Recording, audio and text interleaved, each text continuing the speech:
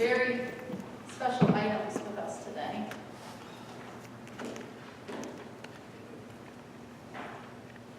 Can you tell what those are? What do they look like? Candy. Pills. Does anybody want to feel one? It's not dangerous. What's it feel like? Capsule pill. Hard, right? Plastic? No, that will mess up the next sequence. Somebody knows what they are. It does look like pills. Very interesting. It's expandable. Oh, Sponges. Prior knowledge. It's a sponge. So, I'm going to put some hot water. That's why she has the water. In here. Well, first I should ask for help. Who would help me put the pills in the hot water? There will be no burning, just don't think. Dad, you can help? Okay. Anybody else want to help put pills in the hot water? It's very exciting. All right, there they are. So I'm going to put the water in here. In it goes.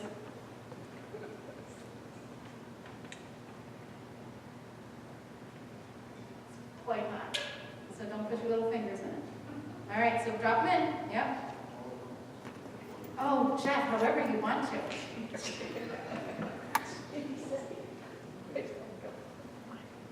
In they go. All right, well, maybe we'll put a little more on top here.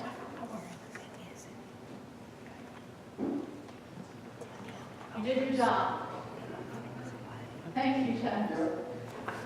All right, so they're still looking like pills here for a minute. Some of them are changing a little bit. You see one changing there? Something's peeking out there.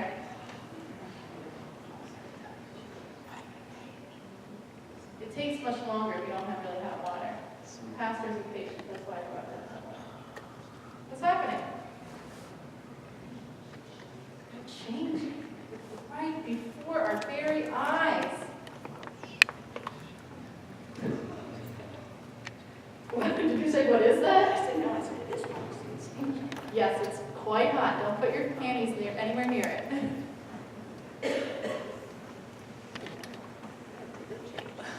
Yeah. Oh, yeah, they are. Yep. So what have they become? Can any of you see what they are? What's going on in there, Tony? They look like little animals. Little animals!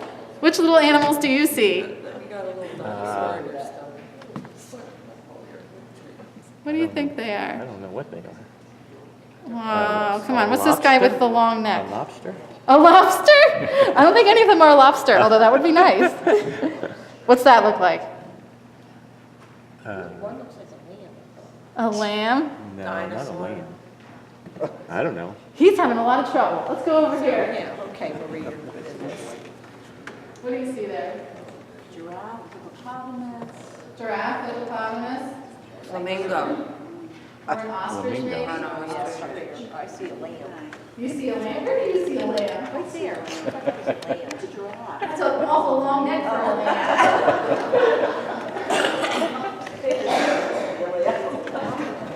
I got a few more coming to life here. There's this red guy. I don't know. I think that's an alligator, and this guy may be some kind of an alligator. Who's it you? I think this is legs. Yeah, they're good friendly. I think that one's a rhino too. Yeah.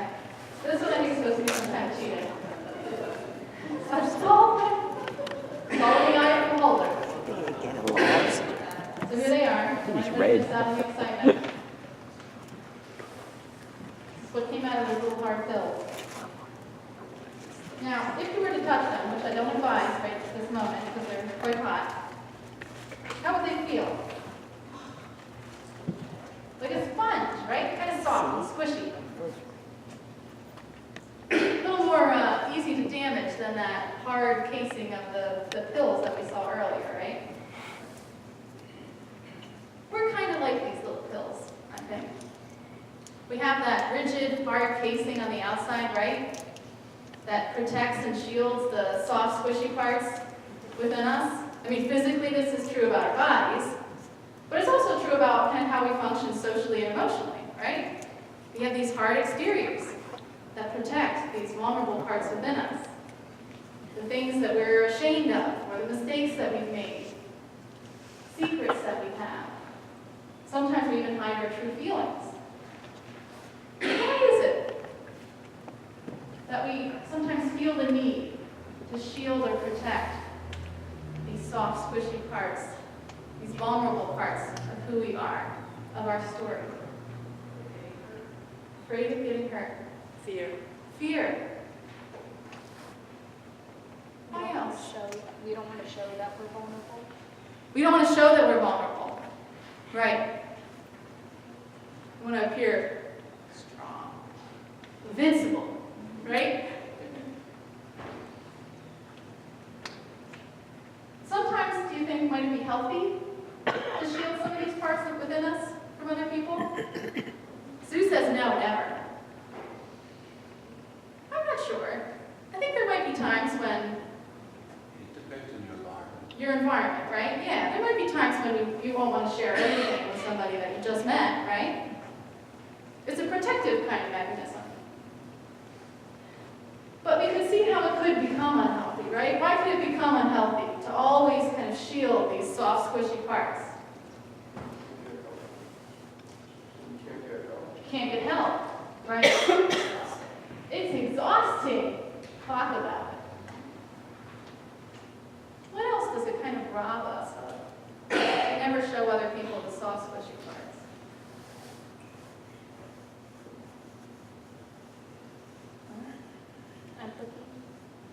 Empathy, intimacy, relationship, right? True relationship. If we never really show somebody our vulnerabilities, then we never get the chance to receive support and love and care for who we truly are, right? It's interesting in today's story. Now these little pills that we saw, was there anything there in the end that wasn't there in the beginning? Think, material-wise. Now, the sponge was there, it's just kind of all squished up inside the hard part, right? Coding. The coating was gone, right? But there wasn't anything that appeared in the process that wasn't there in the beginning. The water.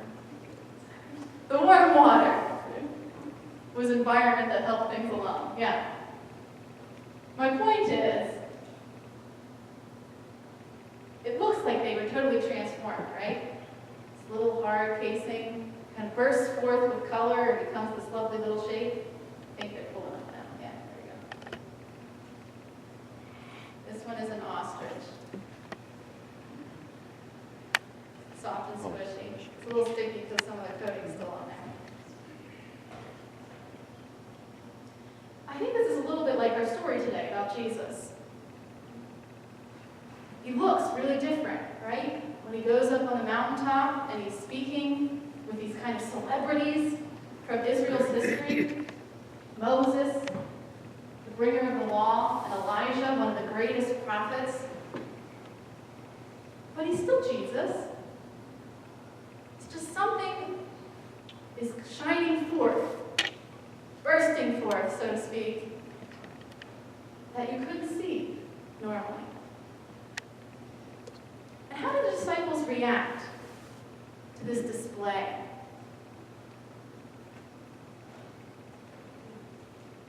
They kept it to themselves. At the end it says they don't share it, but initially, what's their reaction? Shock? Peter, I think they're a little bit like kids who are on a sugar high. To me.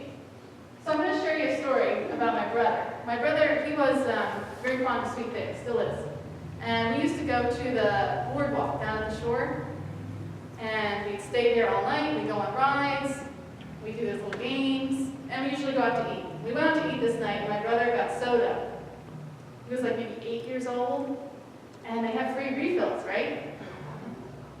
So we had a lot of soda at dinner time. And it was getting late. It was really getting to be time to go home, like midnight. I think it was around midnight. And my dad said, okay, so what do we want to do now? Kind of like hinting, let's go home. And my brother says, why don't we go mini golfing?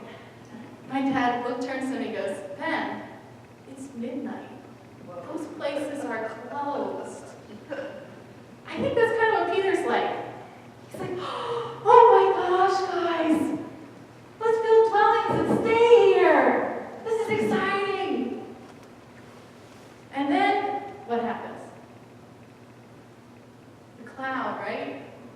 Comes and overshadows them. That's kind of like the sugar crash, right? Like, ah! What's happening? It's when the jitters come in, right? And they're terrified. This contrast is present in both of our readings. Kind of this shining, glorified moment where God's presence is really clear, and we have this sense of buoyant hope for the future, where things are going, what God is calling us to, and then kind of these veiled, cloudy, foggy moments when God's presence isn't so sure, and we're not quite sure what the future holds for us. It's cloudier, veiled. Our lives are full of moments like this, right? Where you're going to have that shining clarity, and you really feel like you know where God is leading you. And then there's those other moments, right? When it's just really all foggy and a mess, and you can't see 2 feet in front of you.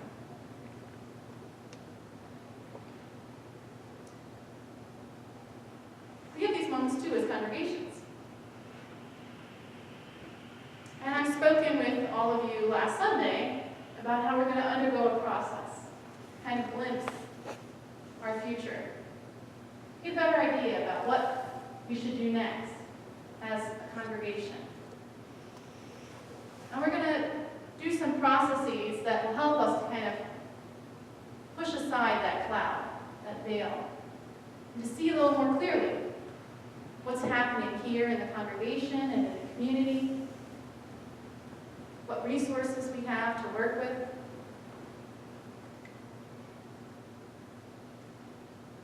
And I'm sure that in that process, we'll have some shining moments where we have a real idea about where God is calling us as a congregation. So I want to invite you to participate in this process as much as you can. During worship, there'll be some surveys that you can fill out, a few activities after worship. And then during the season of Easter, we'll kind of look at all this information that we've gathered and see where it's pointing us.